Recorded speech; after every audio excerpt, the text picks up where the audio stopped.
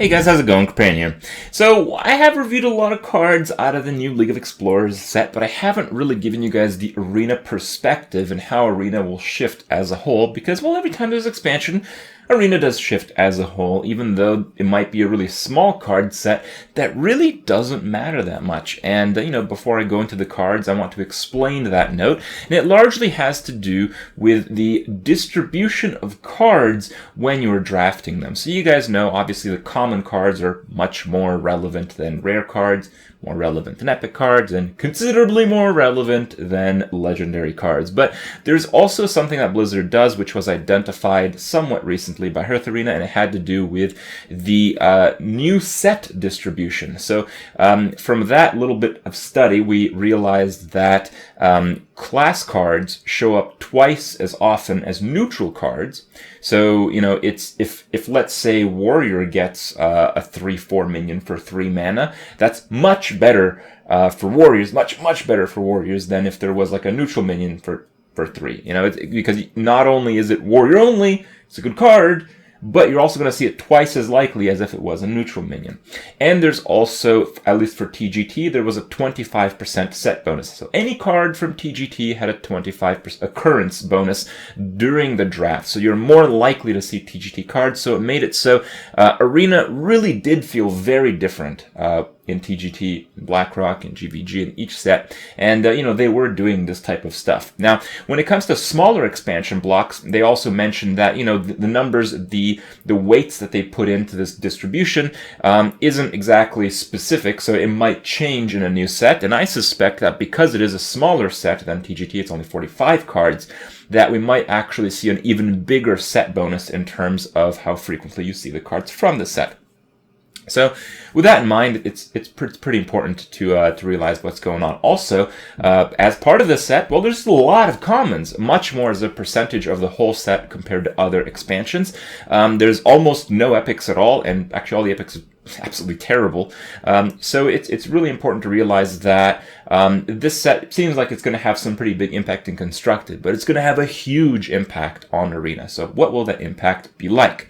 So the first thing to consider is how you frame a card in Arena. A card that's good in Constructed is generally actually not good in Arena, because in Constructed you focus heavily on synergies and combos, and those are two things you actually don't want in Arena decks. So a card, just to give you guys a counterexample, good cards in Arena are not like Unearthed Raptor. Yes, Unearthed Raptor is a pretty good card. Even in Arena, if you get it, it's just a 3 mana, 3/4. Usually it's not going to have an ability because, well, you just don't have that many Death Rattle minions. But, it's one of the best cards in the set. In my opinion, it's actually maybe the best card in the whole set for Constructed play. But in Arena, it's rare. You're not going to see it that much.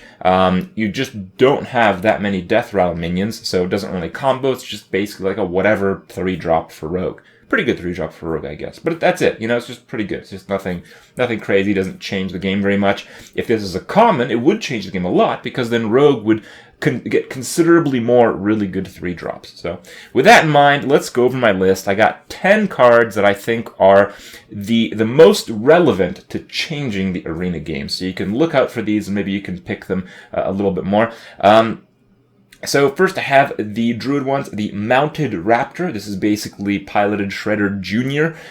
It's a pretty good card. It's not on the same power level as Shredder, but Druids kind of ran into a lot of big minions during their draft, and it was largely because Druids have access to good big minions, but have about the same access to early game minions as the other classes. So usually when you see like a whatever 3-drop versus a good 5, 6, maybe 7-drop, you would pick the good 5 or 6, 7-drop because of just the power level of the card. So Mounted Raptor is just going to make it so you are going to draft better early game more consistently.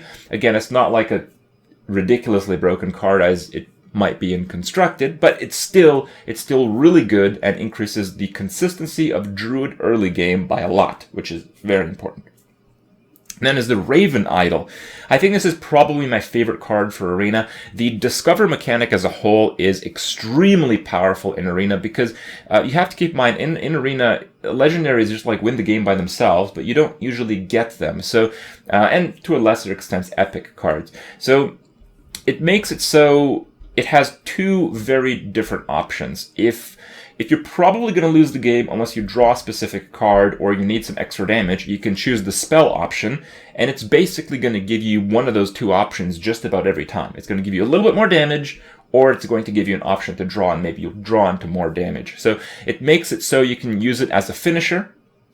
You can use it to get a creature. So for instance, if it's in the early game and you don't have any 2-drops in your opening hand, you can play it on turn 1 to get a 2-drop, or to try to get a 2-drop. So it helps you curve out, but it also makes it so you can use it for a really big minion. But it's not only that, it's not like, you know, you get another pick in Arena. It's not like you pick between 3 cards. It is you pick between 3 cards, but it doesn't, the Discover mechanic does not take into account the rarity. So the better way to look at this is as if you play 3 Unstable Portals and you pick the card you want.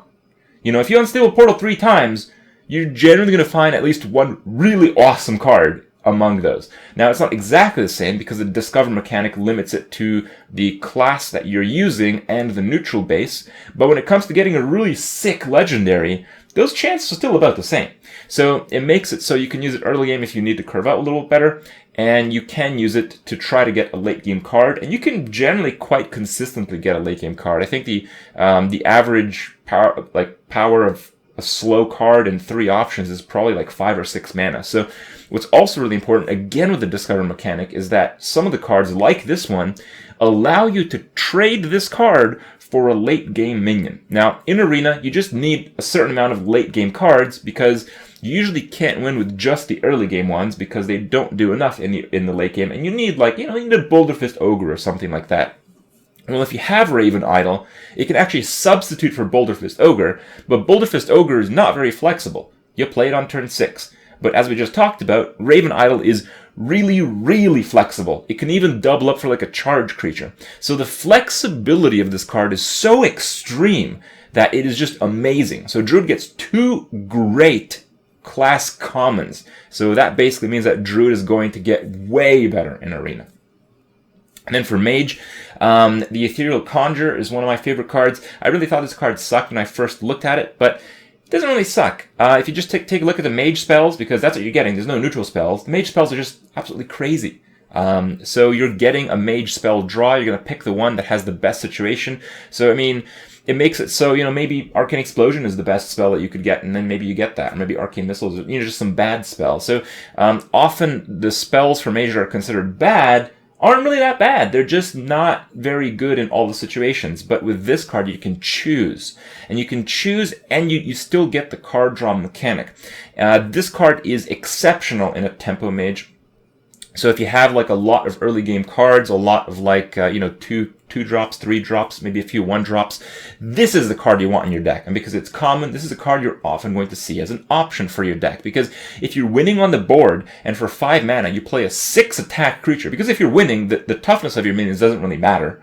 But, you play this card, you're threatening 6 attack, your opponent might have to use hard removal on it to not die, and you're getting a spell to either push for more damage or control his board. So, card is ridiculous, okay? Ridiculous for Arena. It's mostly ridiculous for a Tempo Mage, though, and sometimes you draft Mage, you draft a more controlling Mage, so, it's kind of a card you have to really understand, but it should be quite fantastic. Then there's Forgotten Torch. I don't think Forgotten Torch is as good for Arena as it is for Constructed, because in Arena you often lack a lot of card draw. Specifically now, a lot of the powerful cards introduced work off the Discover mechanic.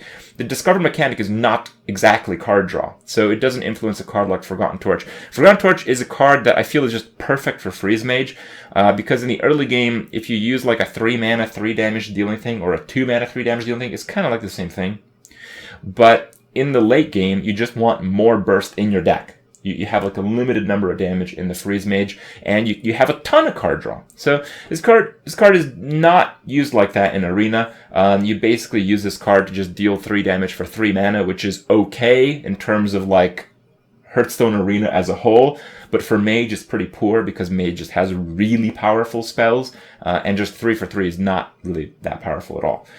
So it's okay. If you use the 3 mana for 3, the chance that you actually draw the 3 mana for 6 is not really that high. but it helps the situation. You have a little bit more damage in your deck, I guess. It's cool. I think it's really good. I think just removal is overpowered enough in the arena environment that this card is still a good addition to the Mage deck. It's better than an average card, and it's a common, so that's good enough. Priests get Entomb. Entomb is a really cool card. I don't know if it's better than Shadow Word Death. The strength of Shadow Word Death is you play Shadow Word Death and then you play like a mid-range or a big minion, so you change the tempo of the game and your opponent goes from an offensive position to a defensive one, which means they're screwed against Priest, actually. It doesn't do that. It's 6 mana. So the best case is you play this on a really big minion and you play like a 4-drop. So even though it's like a really good thing that you killed their creature off and maybe their creature costs more than 6 mana, it won't cost much more than 6 mana. Like if you entomb like an 8-drop, you add it to your deck, that's really cool. Maybe you draw it later. So it's really good, but I feel like Priest is generally in a losing situation up until they suddenly take control of the board and win, which usually happens around turns, 6, 7, 8. So Entomb does not let you do that. It's another option like Shadow Word Death, and it makes it so Priest can more consistently win the late game, but I don't really think that the arena game will slow down at all, actually, to the point where that will be useful. So it's a good card. It's certainly better than average, so it's on the list because it's common, and it's better than average, and Priest is not a great class, so it helps them along a little bit, but not quite as much as you guys might believe. And then on my list I also have Museum Curator. I actually think Museum Curator is one of the best cards in the set for Arena as well, and again, this is kind of like a sleeper card. You look at that card and I'm like, man, that card sucks. It does kind of suck. But again, it has this like super huge value. It's a lot like Murloc Knight. So Murloc Knight is a really powerful card, as we know of, but we didn't really know exactly why it was so powerful until we really looked into it. And Murloc Knight is really powerful because you can substitute like a 6, 7, or 8-drop for Murloc Knight, and if you absolutely have to, you can just play Murloc Knight on turn 4. So the flexibility and the substitution for a big card were just so huge. And Museum Curator really has that exact same aspect. So Museum Curator, if you have to play it on turn 2, then you just play it on turn 2, okay? It's not a big deal. You can just play it. A lot of the Death Rattle options in the game are actually really good recovery mechanics for the early game, so that might help you a bit. Hard to tell. But most of the cards of Death Rattle that a Priest is going to get are just ridiculously powerful legendaries and epic cards. So what this means is, out of 3 options, you're almost always going to get one option that qualifies as that, and Museum Curator is going to substitute for, again, like a Boulderfist Ogre. So you're going to have Museum Curator, Boulderfist, and then some crap. Usually how it is in Arena, you're choosing between 2 cards, not really 3. You're actually going to pick the Museum Curator, and you're going to be happy about that, and it's going to win you games. And when you don't need it for late game, you play it for early game to keep up on the board if someone's really trying to tempo you out. And when you're past that stage, when you just really need a really powerful minion, well, that's when you play Museum Curator and you hope for some good results from its Discover mechanic. So that's why it's really, really powerful. For Warriors got quite a lot as well from this set. I think the Fierce Monkey is really powerful. It's probably one of the best cards that Warriors could have hoped for, just because Warriors have fairly bad class cards. And again, there's probably going to be an expansion set occurrence bonus. So Warriors in Arena are going to have a ton of Fierce Monkeys, and Fierce Monkey is a really powerful card. It's really powerful because it has premium stats for turn 3, and it's good enough in the late game. It's just a pretty good taunt minion. It doesn't die to a lot of the weenie stuff as some of the most early game taunts do, so you have a decent weight in the late game, and you have a lot of consistency in the early game, where it's really important right now. So even though the card isn't anything spectacular, Warriors really, really needed a card like this, so it's great that they received it. They also received another pretty big card, the Obsidian Destroyer, the 7 mana 7/7. It's pretty good. You basically get a 1/1 Taunt Scarab for sure, and then you might get a few more. 1/1s are really not that valuable in Arena, especially in the late game, because most of the powerful classes have a way to deal with 1 health things. So it's really just a slightly better, like, I guess, 7 mana 8/8. That's pretty damn good. it makes it so you can pick this over a lot of other late game options. And in the late game, having just a little bit of extra taunt against some classes that can't deal with 1/1 taunts makes it so you can push for lethal. So often with a warrior, you'd have like a weapon you probably don't want to swing into a creature with. In the late game, you can maybe play this guy, swing the weapon face, and if you can't deal with your 7/7 alongside the 1/1 taunt, maybe you can get a 7 damage face hit. So it makes it so it's a late game creature, which is like good enough. It competes with most of the other late game creatures, but it also has this like slightly above average ability to push for face damage, which again might be a really important aspect based on your situation.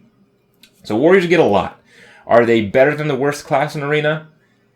Probably not, but I actually think it's very close. I think, I always talk about how there's 8 classes in Arena and warrior. There might actually be 9 classes in Arena next expansion, so that's pretty exciting. The last 2 cards are the neutrals. The neutrals don't have as much of an impact as the class ones because, as I mentioned, the class cards have twice the occurrence of neutral cards during the draft. So really, the winners are already set. The big winners of this expansion, definitely Druid. Mage gets a nice little bit, and Warrior gets a lot as well. So, watch out for those. I don't know how the power levels will go back and forth, but I have a feeling like Druid will join the absolute top tier of Arena once again. As far for the neutrals, there's Tomb Spider, another Discover card. It's not bad. It's kind of, again, it substitutes for a late game card. You play this on like turn 8, you pick like a 4-drop beast, bam, slam it down. You got like more than an 8-drop worth of stuff, so it's pretty good. It's particularly good in Hunter and Druid because they have all these beast-like synergies, and you have this beast plus the one that you discover, so you have a lot of beast-like synergy. And, if it doesn't look very good, just compare it to like Gnomish Engineer. It's just better than Gnomish Engineer, 3/3 is better than 2/4 when it comes to the late game, and you can more consistently get a card that you actually want, especially if you're a Hunter or a Druid.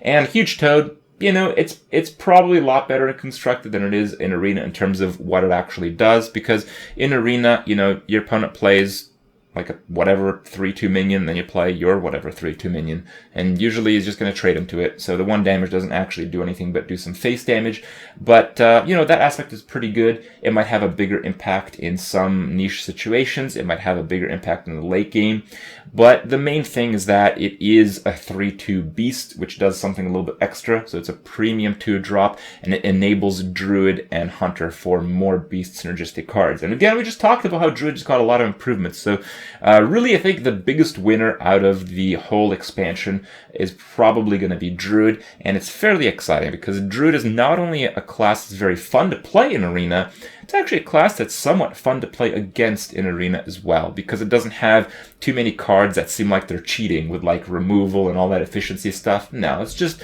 strong minions, strong taunts, strong turns, nothing absolutely crazy, and it's just a fun interaction. So things looking up for Arena in League of Explorers as well, and we'll have to see exactly what goes down once it's launched. So excited for that. Hope you guys are as well. Hope you guys learned a few things about Arena and how the things work and maybe will work in the near future. And I'll see you guys tomorrow.